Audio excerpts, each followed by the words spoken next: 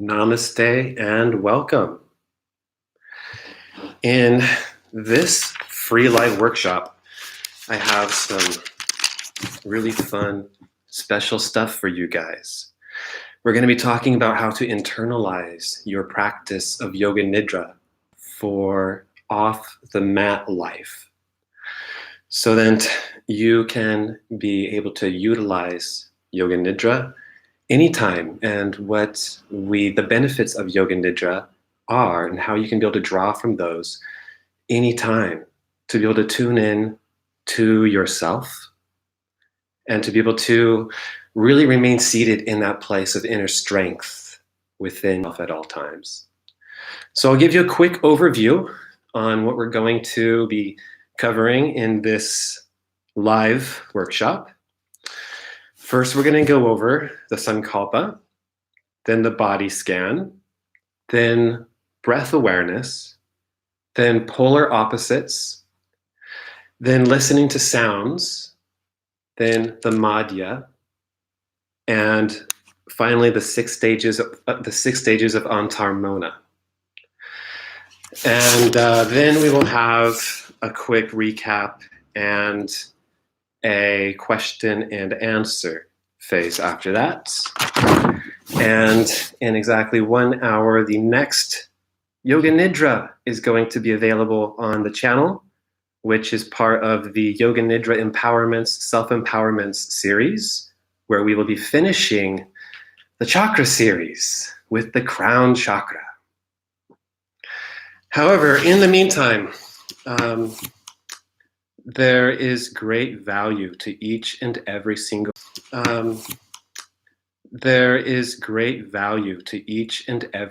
component that we are doing each practice in Yoga Nidra.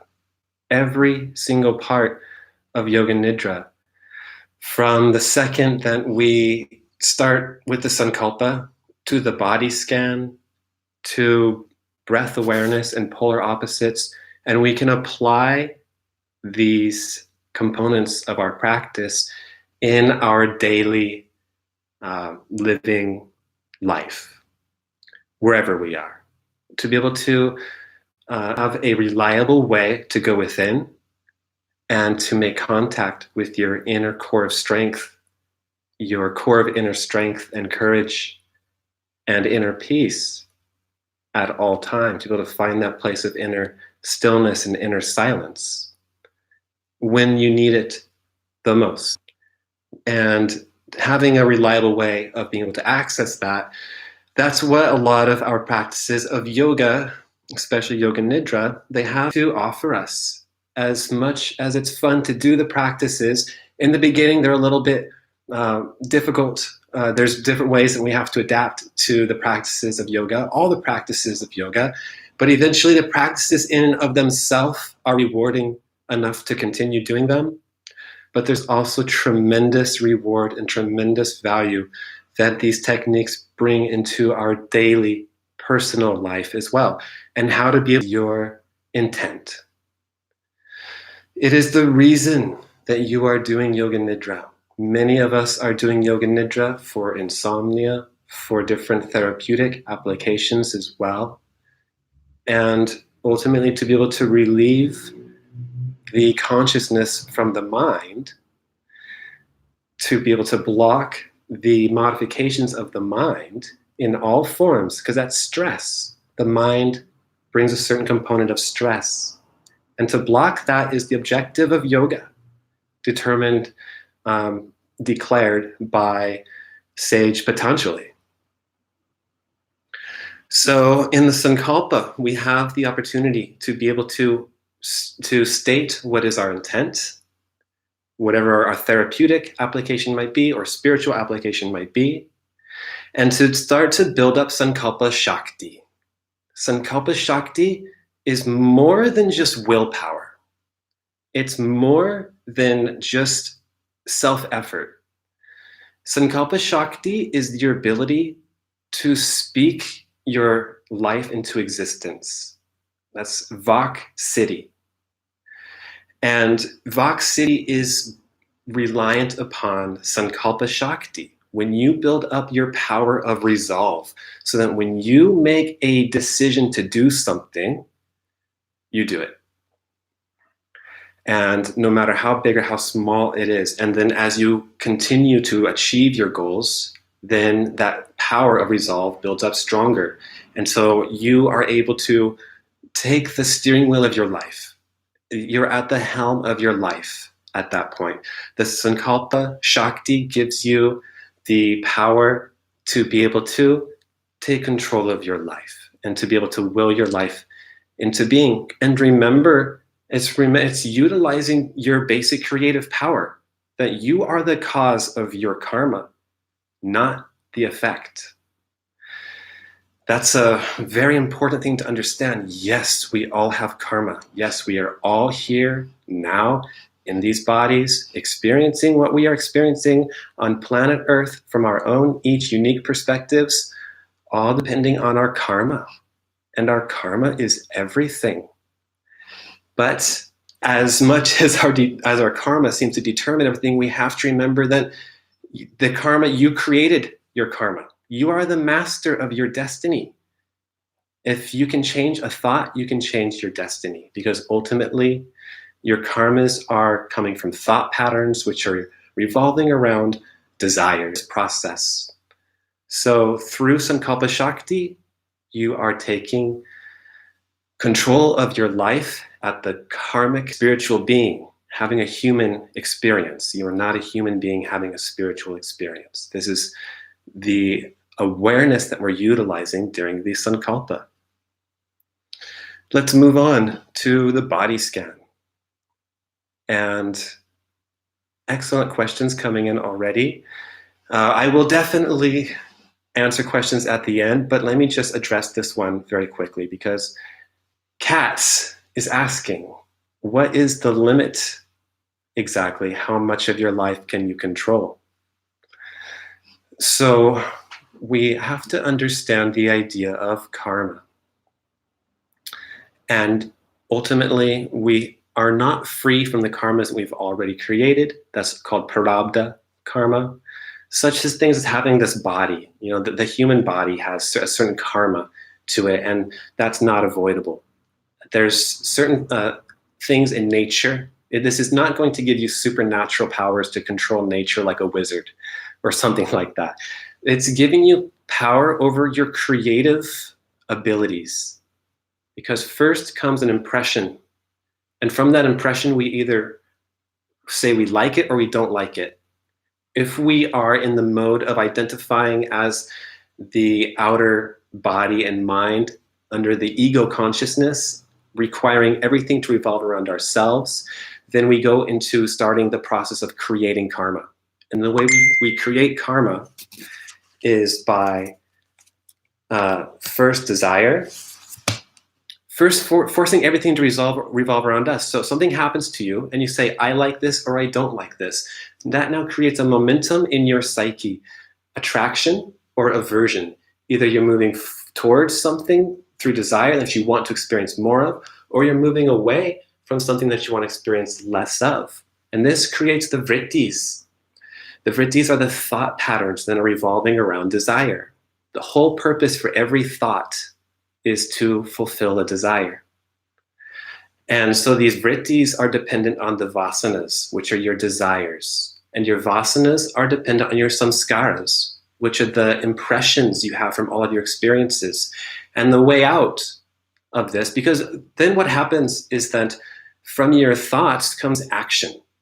And now the way that you behave, the way that you act, the way that you either react or are proactive, the way that you go about making decisions that are going to impact your life, that is the limit of this.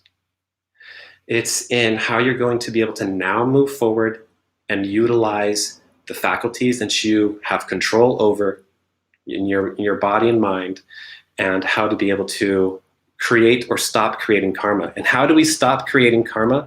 When we stop making ourselves the center of all experience, when we stop making everything revolve around us, when we give up the idea of I like or I don't like, and we just experience life without, we take ourselves out of the equation, if you will, then it doesn't create vasanas. It doesn't create that forward or backward momentum of aversion or attraction. And then without desires, there's no vrittis. There's no modifications of the mind. There's no thought patterns. And you can just experience life without making it be filtered through your own ego consciousness, which is just relating everything to your past experiences. Okay, so that is sankalpa. And sankalpa shakti is coming from your atma shakti. It's your spiritual power that you're exercising to determine the course of your life on a karmic level. Thank you. I hope that, I'm glad that you said that was well explained and you appreciate it. I hope that wasn't too much of a tangent type of answer. I'm trying to keep your guys' answers as concise as I can, out of respect. But the body scan fulfills the prerequisite of pratyahara in yoga. Pratyahara means sense withdrawal. So after we do asana and then we do pranayama, so we do a very basic in the beginning, relaxing the body, then a breath of senses. From what? From the objects of the senses, closing the doors of perception and withdrawing into your own being. The body scan is always done in the same sequence so that you can internalize it. And that's the theme of this whole discussion here. The theme of this whole workshop is internalizing every aspect of Yoga Nidra. So then, for example, when you know the pattern of body scan, we can rotate our awareness through the body very fastly, very quickly, and be able to release nervous tension, be able to first identify which muscle groups in your body carry different emotions, emotions like anxiety or flight response. We need to become aware of that. Which muscles are the first to flinch when we feel threatened? And on a deeper level, every emotion, we respond to it, especially in our muscles of respiration. And we'll get to that more in the next chapter on breath awareness. But this ability to identify habitual tension is very, very, very important, because then you start to become the master of your nervous system. You now, instead of unconsciously, habitually holding tension in different places, you start this process of identifying, okay, every time that I get nervous, I kind of tense my shoulders. Okay, every time that there's this emotion, I feel the corresponding tension somewhere in my body. And with that awareness, you can now begin to not only unwind and let that go, but you also find that trauma and different really hard memories are also stored in your neuromuscular system as well.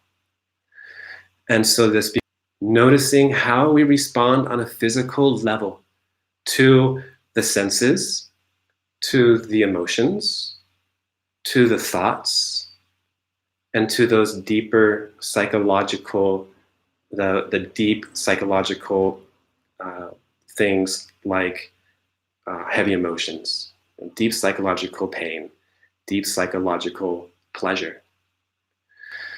And when we encounter those aspects, which are the samskaras, right? When we're talking about the psyche, we're talking about the samskaras. When we're talking about the unconscious mind, again, we're talking about the samskaras.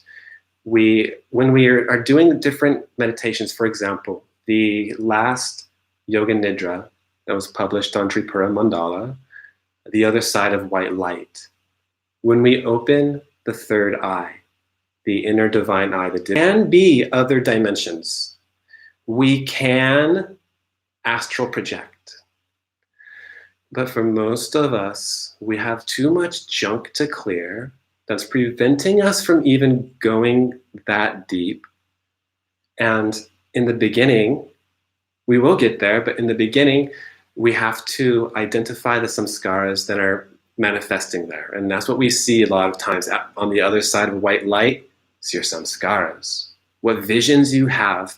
This is the operating system of the mind. It's running on these memories, these deep memories that are recorded in the psyche, and from them comes desires, either to or from, either aversion or attraction. Body scan helps us to be able to understand when and how this is happening on a physical level. So the body becomes your frame of reference. And that's very powerful when we have something to be able to bounce everything else that we're experiencing off of, everything that we're taking in from our five senses, everything that we're experiencing emotionally, our thoughts, to be able to see how is that affecting how I'm holding tension in various muscles of my body. And most people were not aware of it. And even those of us who have been practicing Yoga Nidra and have been, especially the series Bodhi Nidra, this is the theme for that series. There's 4 videos in Bodhi Nidra, and that, what we're talking about right now, this developing mastery over your nervous system, that's what we're doing there. Taking the body first as our frame of reference and bouncing it, like figuring out how everything else affects us by noticing how it affects the body. And we can achieve a certain level of physical mastery there. At least what I'm talking about there, physical mastery, is I'm talking about being the master of your own body. How do you respond? How does your breath respond? Can you stay deep in your breath and deeply centered in your body, or does heavy emotions take over your physical being? I mean, we're human, so it's going to be on a scale for everybody, and it's always going to be on a scale for everybody. It's never going to be 100% perfect, and none of us are totally out of control either. I mean, if you tuned into this channel, then obviously you're not totally out of control of your body. You can at least do that, right? And that is what the body scan helps us to achieve. Now, on a deeper level, beyond the body, beyond the Annamaya Kosha, we have what comes next? What's after Annamaya? Anna means food. Maya is basically, Maya means illusion. So it's the food illusion body, if you will. After the Annamaya Kosha comes the Pranamaya Kosha. And the Pranamaya Kosha is the breath. The breath is the vehicle for the energy body. The important thing to understand here, you got it, let's do math. Pranamaya Kosha. You probably got it, but there's a lag here in the feed. So the way that we can apply this off the mat, the breath component, is we can understand every emotion has a corresponding breathing pattern. And not only is there a corresponding breathing pattern to every thought, every thought, and especially every emotion, but in fact, you cannot experience certain emotions without the correlating breathing pattern. That's how intertwined the breath is with the mind. Then the breath facilitates the emotions.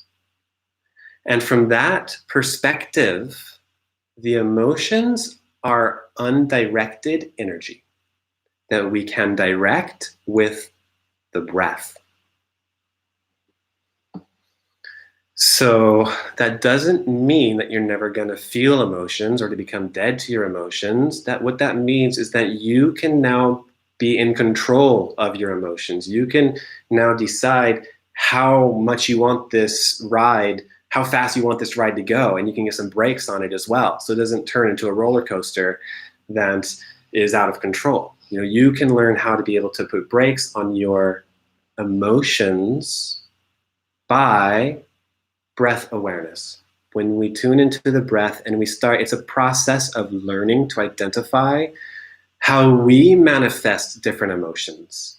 So when you are experiencing a difficult time, when you're in the peak of it, remember to just step aside and analyze what you're feeling, what you're experiencing, just for, even if it's just a split second, okay? Because it's hard to do, I know, especially when you're in the middle of a very difficult emotion. But if you can just get in the habit of, for a split second, just taking that mental note, okay, yeah, high up in the clavicular region, okay. Okay, I'm feeling my muscles in the abdomen getting tight. Okay. And then, you don't have to, you can go back to feeling it if you want to, and it's a process. Eventually you will develop that control. But what's important is that it's not just when everything's going right and we're relaxed. Now we want to be able to tune into the different aspects of yoga nidra that can help us to internalize these different fruits of the practice. But it's when things are going wrong. It's when challenges come, and instead of reacting, you take a moment, notice your breath patterns, notice the way energy is manifesting through your body, how that mental energy is manifesting through your physical body. Just, staying as a witness and noticing how the physical body responds to this form of stress. And then eventually becoming able to be a master of your emotions. And this breath awareness, it's not difficult because it's not a technique. It's just awareness. You're just tuning into your current state of the breath without preference. If the breath is one way, fine, let it be. If the breath is another way, fine, let it be. We're trying to learn about how our body breathes in different circumstances. And it's easy to do when life is easy and fun and happy and we're in their best times, which we will get to soon, people. And what's more important to do, though, in the hard times when stress does present itself, because that's where we are responding. If you don't have any stress in your life, you don't need yoga. Right? I mean, if you can just bend over backwards and stand on your head for 2 hours and swing from trees, then you don't need yoga. But for us human beings who we have so much karma that we still are burning up in the world, we have to learn how to manage stress. And so when it does manifest, taking that snapshot, making that quick mental note of how it's manifesting in your body, and using the breath as your catalyst for that, using your breath as your laboratory. Being like a scientist, utilizing the scientific method here. So this is how my breath responds in this situation? Okay, well then, what's my hypothesis? Therefore, I think that every time I feel this emotion, I'm going to manifest energy here. Okay, conclusion. Control my body. Don't allow these groups of muscles to become tense in the face of that emotion, and emotion no longer presents itself. So the science of yoga, that's what I love. I love making yoga a science, even though it does not need to be, because current science is still thousands of years behind yoga, you guys. Thousands of years behind yoga. The next aspect of breath that that can help people to be able to tune in to inner stillness and inner silence at any time is when we are extending the exhalation.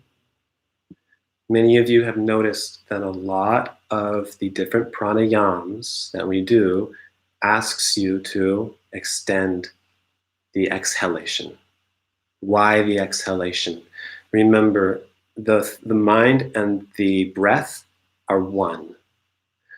So when we attain balance and evenness in the breath, when the breath becomes tranquil and calm, then there's tranquility and calmness of mind. And when you can still the breath, you can still the mind. In fact, that is, according to especially Hatha yoga traditions, that is the definition of samadhi. Samadhi is a state that is a breathless state. And it's not that you're holding your breath, it's that the breath has become so even that you've suspended the act of breathing. You're in this like suspended state. The breath is in the suspended state of animation. And to get there, we do the hamsa mantra, Soham Gayatri, which is hum with the inhalation, sa with the exhalation, and we extend the sa. We make the exhalation 2 to 3 times, 4 times longer, naturally, waiting for it to happen on its own, not forcing it, starting with breath awareness and just being aware of hamsa and listening to hamsa. And then as we stay with the breath, when the awareness is full, then we become relaxed. When awareness is lost, then different parts of the body become tense. As much as we like to think that we are relaxing by just tuning out and just forgetting everything and trying to escape, a lot of times actually we're just staying in a state of tension. When we tune into ourselves, quiet the mind, and remain with awareness full, then we experience the deepest relaxation, the truest relaxation, relaxation that can revitalize you and re-energize you in a moment. And to be able to do that now, just take a breath in, take a breath out, inhale to about the count of 4, and exhale to the count of 8. Inhale to the count of 4. Exhale to the count of 8 or 10 or 12. And eventually, at the own rate of the breath's own rate, you extend that exhalation. And as the exhalation is being elongated and dissolving away, and all the muscles involved in respiration are relaxing, because that's what the exhalation is. It's release. You're releasing your life force back out into the source. You're merging back into the source. Your prana is merging into Mahaprana. And you can be just there. That's the depthless state. That's what's on the other side. We get to be Mahaprana. And then we inhale, we bring our life back into our body. The ecstasy of I'm still alive. And then we exhale, we elongate that exhalation, we merge back with source, and we release the mind, and we find bliss in that. We find bliss in the mind's cessation. Yoga Chitta Vritti Nirodha. And the next thing, the last component of breath is swara yoga. I want to give you guys a very basic introduction to swara yoga. So swara yoga is a whole science into itself, and it's advanced. It takes a certain level of awareness, of already matured awareness, because what it asks you to do is to always maintain focus on the flow of the breath at the nostrils. And the right nostril correlates to Pingala Nadi, which is prana, which is the vitality of the body, action, energy, If it's only open and the left is closed, for example, you might feel too anxious. The left nostril is Ida nadi. This is where the mental force of manas shakti flows through, which is the mental force, the mental power. And this is, if it's open and the right one is closed, you might feel too lethargic. So if you ever notice that, for one reason or the other, it's like, I'm just feeling anxious right now. Check the flow of the breath at the nostrils. If the right nostril is dominant, that's why. If you're just feeling sluggish and like you just don't quite have the energy to be able to initiate your body, like you're just only thought, but body is just, you can't quite engage. Check probably the left nostril of Ida is probably dominant. And every 90 minutes or so, these change naturally.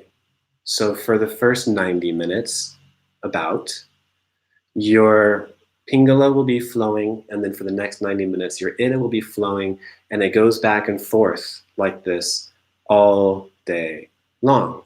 And for a few minutes in between, when they're crossing over, both nostrils are flowing evenly, and this correlates to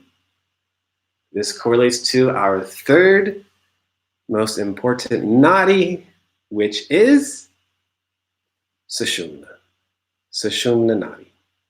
Sushumna nadi is the spiritual path. It is the path of the Kundalini Shakti. It is the path of your spirit. It is the Sushumna nadi is where all of your karmas are stored. It is the karma shaya. Sushumna nadi is the karma shaya. Woohoo! You got it. Let's do math. Sushumna. This is where our soul's luggage is. Just like we take luggage with us when we travel, in the same way, your soul takes a certain luggage with it when it goes from body to body, and that is the karma shaya. And when it comes into a new body, it unfolds the karma shaya as the sushumna, and that's what we are expressing, that's what we are working out as the Shakti continues to ascend. It's ascending through your karmas, purifying your karmas in the karma shaya. That's all of what the sushumna is. If it's blocked, if it's raising slowly, or if the Shakti is rising fast, it's all the rate at which your karmas are being purified. Bliss, that inner peace, the inner bliss of self. So and it can also help you to be able to identify how intertwined the breath is with what you're feeling. Why am I feeling this way? Oh, it's the breath. It's this imbalance in my breathing. That's it. On an energetic level anyway, that's it. Of course, everything's interconnected. But the good part about that is that when you change then the breath component, the energetic component, it will have an effect on all the other dimensions as well. So tuning into the breath is such a beautiful practice, and we will get into a dharana later, a meditation later, in which we will talk more about that. But for now, I want to move on to our next subject, which is the polar opposites. So there's the technique in Yoga Nidra when we are comparing and contrasting, we're going through the different sensations, the polar opposite sensations. For example, heat, coldness. Then we go through pain and pleasure. And then we go through heaviness and lightness. And this helps us to be able to develop equanimity. Equanimity when we are not being pulled either one way or the other by aversion or attraction.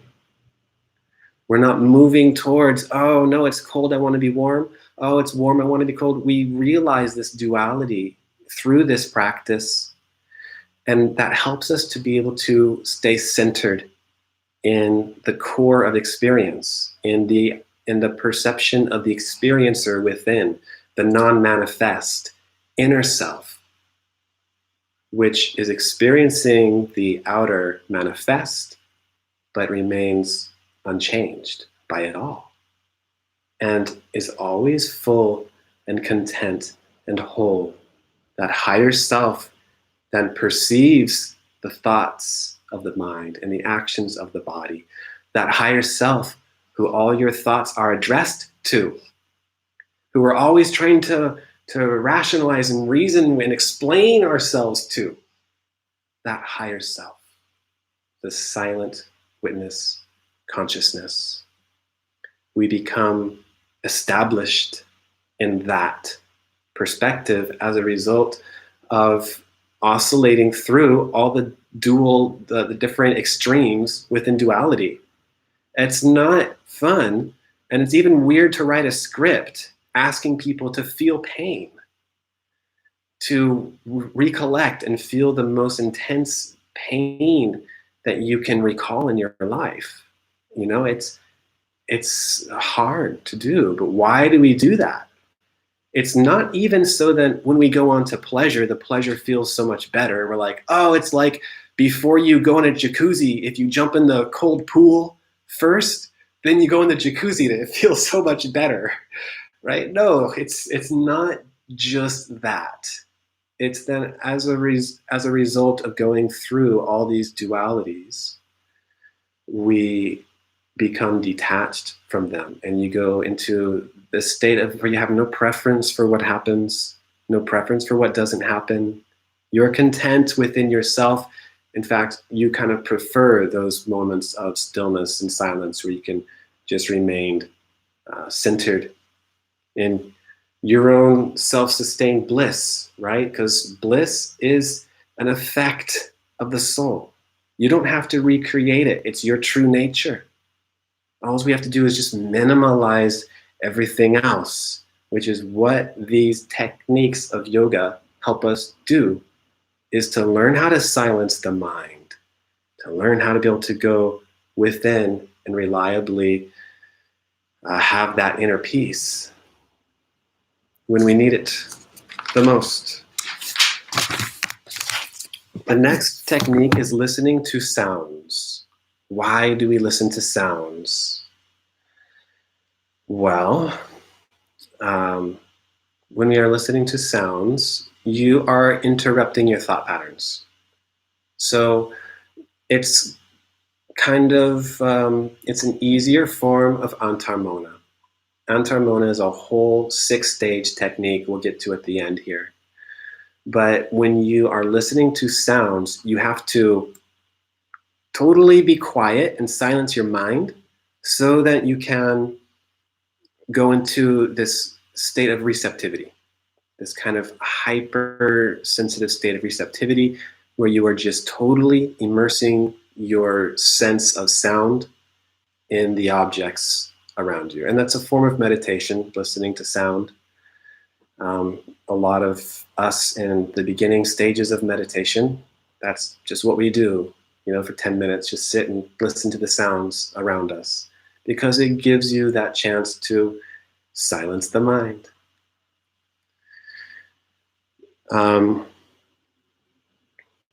That's pretty much it for listening to sounds. We can go on to the next section here. Listening to sounds. Why do I had somebody a while back being like, I really don't like listening to sounds because my neighbors are annoying.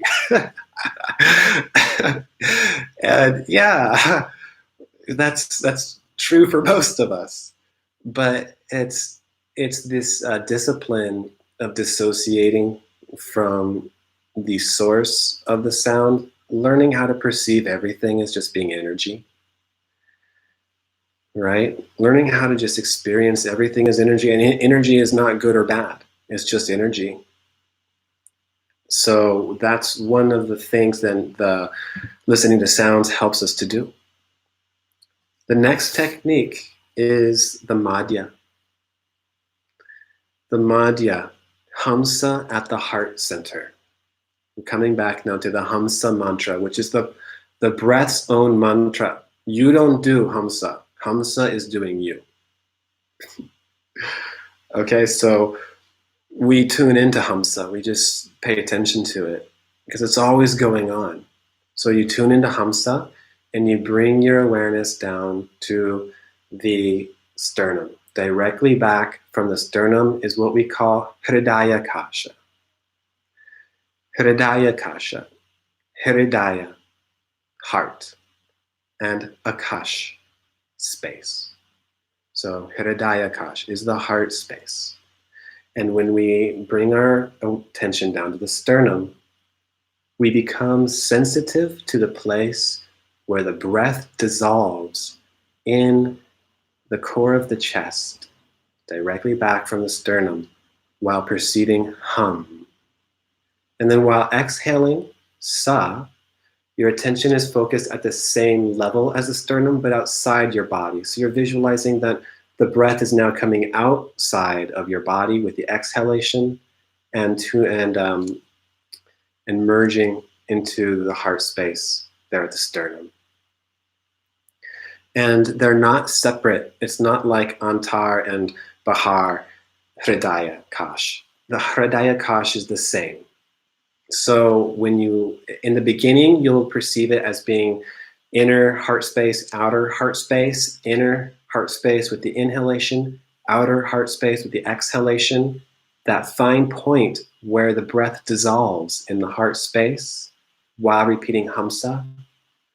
Sachabha samputa madhyaga. Ananvacheta subhage. Param sabhagyam apnuyat. That says, O Blessed One, if with undistracted focus one merges one's awareness in the space of the heart, at the center between the two halves of the heart lotus, one attains that supreme blessedness. So let's just do it for a minute, shall we? If you can, come into a position where you can be still, sit down, and tune to your breath, and just go straight away to the heart space, right back from the sternum. Inhale, hum. Exhale, sa.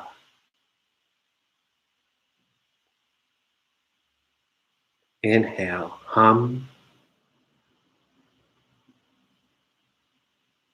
Exhale, sa. And you got it. We're going to be extending the sa.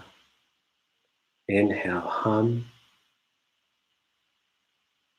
Exhale, sa.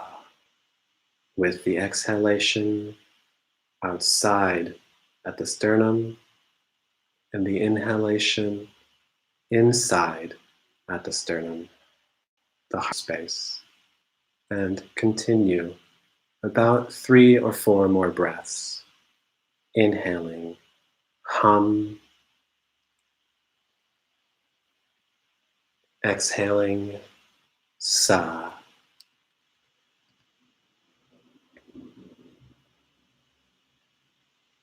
Hum, sa. Hum, sa. That stillness in the heart space, the hub of all sacred places, Hridaya Kash.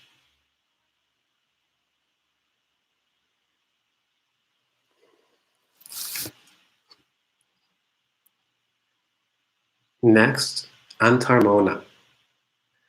Antar mouna is the ancient yogic practice Guys, I apologize if the connection is not very good. I am currently in La Paz, Mexico, because I was thinking I would have 3 years to ride my I do. I set aside 3 years to take my motorcycle around the world, you guys. And I just left Southern California 3 weeks ago, thinking that I had 3 years. Here I go. And 3 weeks later, I'm stuck in La Paz. Now, we are all going through, we're all being affected right now. So it's not just me. I'm trying to look at how we can start a new era, move on, move forward, and bring the best of the old in with the new. And one way we can do that is by keeping these ancient techniques alive right now when people need them the most, right? Maybe these times like this is why generation after generation of Buddhist monks and different spiritual people have preserved their traditions, because they knew the future was going to need it, and we need it. Everything's going to be back to normal soon, you guys. Keep faith and have that courage to be able to stay centered and established in your inner source of strength and power. Antar mouna is a great way to do that. Okay, so let's talk about it. Antar mouna is ancient, and it is a fundamental practice to Buddhist Vipassana. So if you are familiar with Vipassana, then you have practiced antar mouna in a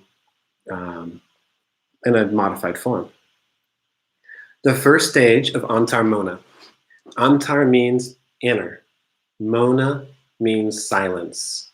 So this is the yogic practice for achieving inner silence, for learning how to quiet and still your mind and how to block the thought patterns eventually. Step one is awareness to your sensorial perceptions. So in this case, you are coming out of the dialogue of the mind and tuning in to the perception of the senses. It's much like listening to sounds. And this fulfills the requirement of pratyahara, of withdrawing your senses. And one way we can withdraw the senses is, instead of having the dialogue go along with everything that we're experiencing, just experiencing. So awareness to the perceptions of the senses is stage one. Next is awareness to the spontaneous thought processes. And here you are just becoming aware to how the mind naturally dialogues, just listening to your mind like an audience. Instead of being caught up in the drama, taking a step back and kind of taking that third-party perspective to your mind. And next comes the conscious creation of thoughts, is stage three. Stage four is disposing of thought forms. Stage five is blocking any new thoughts. And stage six is thoughtlessness. So in other words, what we're doing here is we are learning how to be able to create thought forms, stop thought forms, slow thought forms down, speed thought forms up, stop any thought forms that are already in motion, and then stop any future thought forms from even beginning.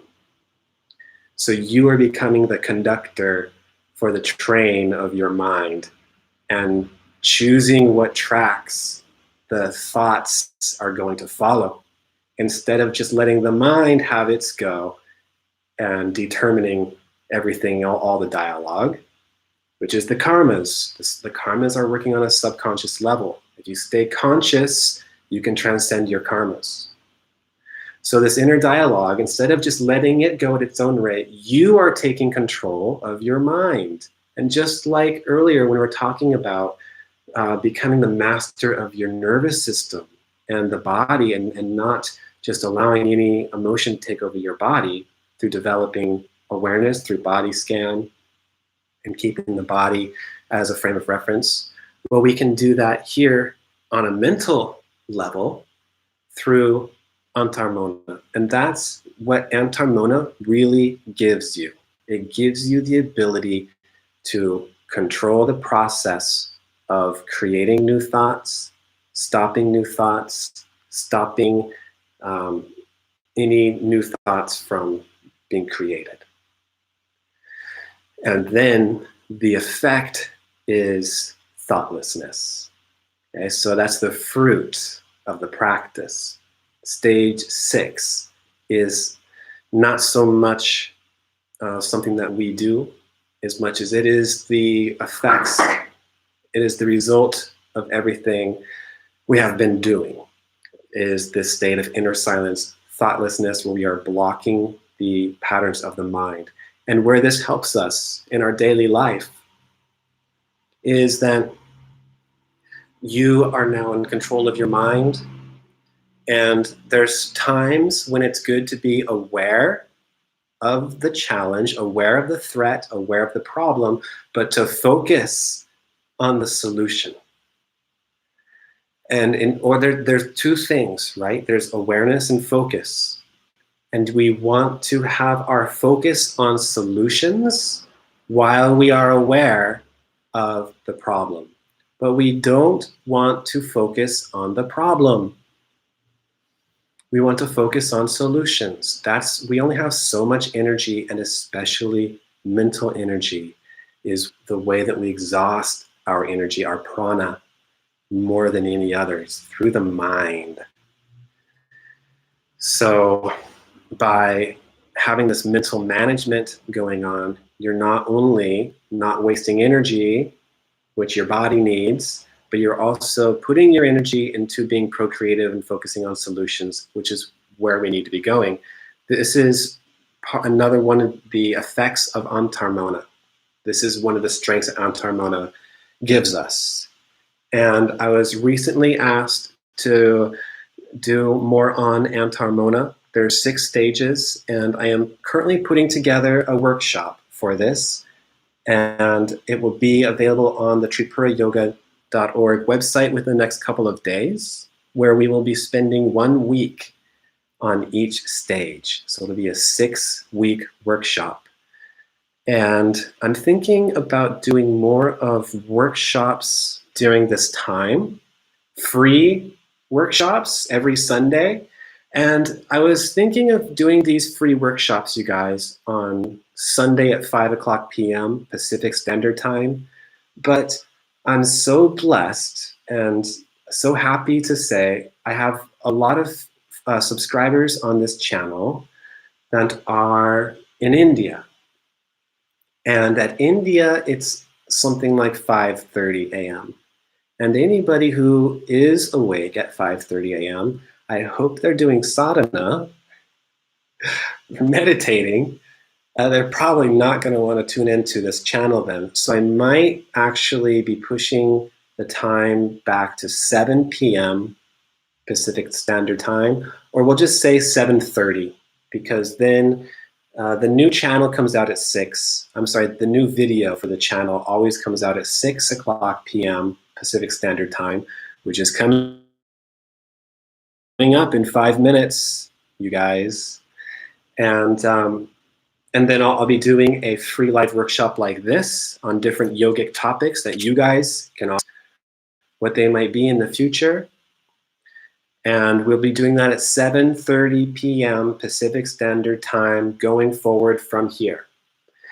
Now, quickly, let's recap. We talked about the sankalpa and how important it is to build up sankalpa shakti, so that you are exercising your willpower, which is your atma, to be the cause of your life and not at effect. Sankalpa. Next, body scan teaches you to become the master of your nervous system. By doing body scan and internalizing the pattern, you learn how to transcend habitual nervous tension and how to become the master on a physical level of your body and your actions and how you either react or proact to your environment. Next, breath awareness. We spoke about how the energy of your body, the emotions are facilitated by the breath. And the breath is the catalyst for your mind and your emotions. And so, since one affects the other, we can affect our emotions and affect our mind by learning to relax our breathing and maintaining breath awareness. Next, we spoke about polar opposites and how polar opposites help us to be able to stay centered in equanimity, where we're not pulled by attraction or aversion, creating karmas, where we can remain centered in the heart of experience without any preferences and allow our karmas to exhaust themselves by dispassion, detachment, and higher awareness when we understand what our karmas are, the different desires that they're revolving around, and whether or not those desires are really fulfilling or even still valid to us that we want to continue in our life. Listening to sounds is a way to quickly silence the mind. Going into listening to the sounds in your ambient environment, the ambient sounds in your surroundings as a form of meditation. And you can do that for 2 minutes, you can do it for 10 minutes, you can do it for 3 breaths. But listening intently, you have to silence the mind to listen, right? Hopefully. Next, the Madhya, the center point of your heart, where we can go to in a breath, to just go into that center hub at the center of all experience, where there's just total liberty and freedom, where we have no attachments, no expectations, and you can remain just in the bliss of self.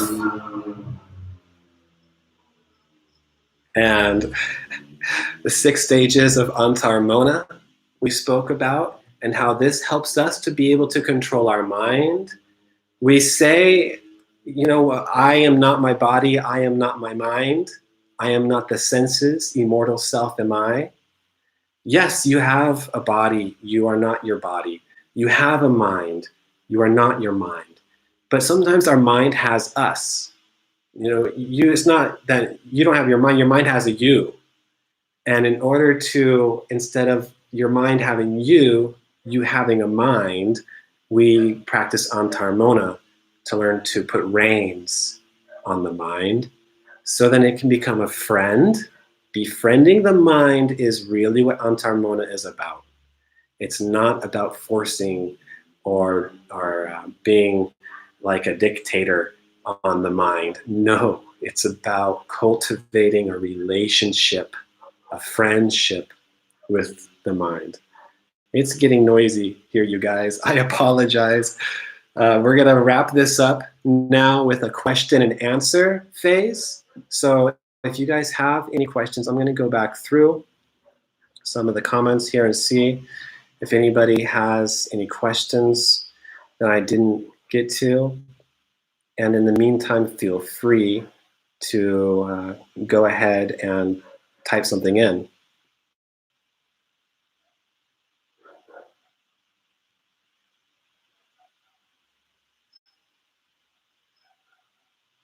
Well, first of all, I just want to say thank you to all of you who tuned in. And, this is, I think that there's a lot here that we can work on. And I'd like to get a different platform to be able to do better presentations where I can interview people. There's some of you guys who I'm sure have valuable things to contribute. Then I could bring you onto the channel at times and we can explore some yogic ideas. Okay, so one question is, do I have a personal favorite practice? From Richard. Thank you, Richard. Yeah, the one that I was almost singing in Sanskrit, that's my favorite. The Madhya, the hamsa at the heart center, where from Vijnana Bhairava, Sutra 49. When I need to find peace, when I'm feeling overwhelmed, then I go straight to the Madhya and I chant hamsa. internally listening to hamsa going on in the heart space. And if I can, I recline and I extend my exhalation with sa. And eventually I have a couple times where the breath is suspended in that suspended state of animation. And in that suspended state of the breath, I find all the bliss that I need to be able to go back about my life and address whatever challenges are putting themselves in front of me. So let me see. There was another good question.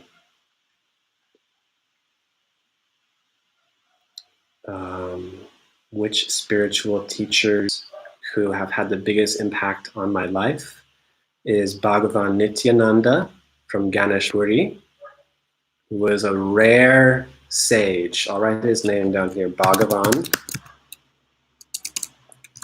Nityananda.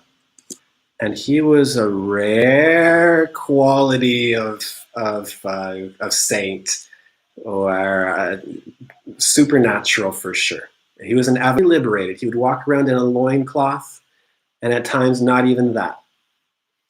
Just totally liberated. And not a lot of people understood him, but what we do, he wasn't the kind of person who would write books. He told people, stop reading books and live your life. Live the kind of life people will want to write books about, is what he told his devotee, Swami Muktananda. So that's the first one. The next one is a source of continual strength and bliss and knowledge and grace in my life is Swami Shivananda. I said Swami Nityananda again. I guess I was supposed to. But also Swami Shivananda ji from Rishikesh, who is his whole approach on Purushart self-effort, on not being a victim to your karmas, on rising up and having self-effort and relying on your own self-effort instead of taking on a victim mentality, which happens a lot sometimes in both Hindu and Buddhist circles. People think, oh, my karma, this is just the way it is, I can't ever fight them. There's some beauty and some truth to being reserved to that, to just surrendering to that. But I love Swami Shivananda's message there of willpower is stronger than prarabdha karma. That's revolutionary. That's huge, for me anyway. Also, he talks about how from a thought comes an action, from an action comes a habit, and from a habit comes your destiny. And that your destiny is basically a bundle of habits. So from your habits comes your destiny. Your habits are being created by your actions, and your actions are the result of your thoughts. So if you can change your thought patterns, you can change a thought, you can change your destiny. And you are the master of your destiny. So those two.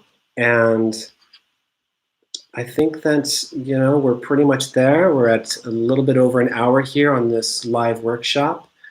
And unless there are any other questions, let's do math. He's asking for a pair of opposites, joy, sorrow, rough, soft, etc.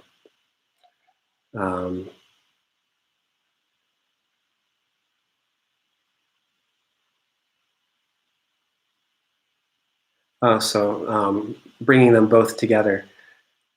I think then if I'm understanding correctly, your question is about, in other Yoga Nidra traditions, they often recreate each sensation alone, but then they recreate them together at the same time.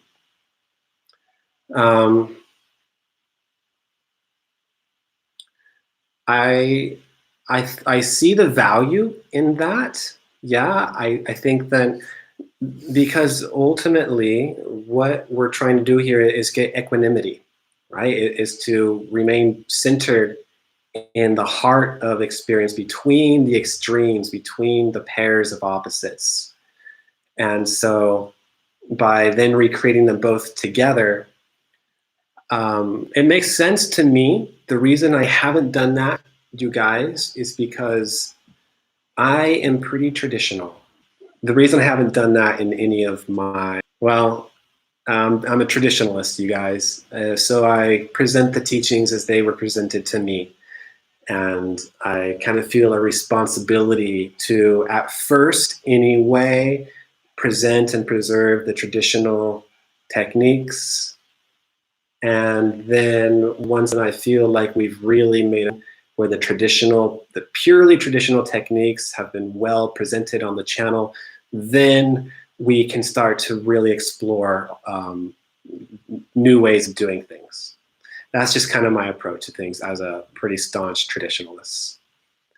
Well, thank you guys. It's a good minute to wrap this up. So we will be here again live 1 week from today at 7:30 p.m. Pacific Standard Time. Thank you all so much for attending. And I hope that you make it back for the next time. Mataka Aishirvad, blessings of the Mother. And may you all have bliss in your life, overflowing bliss.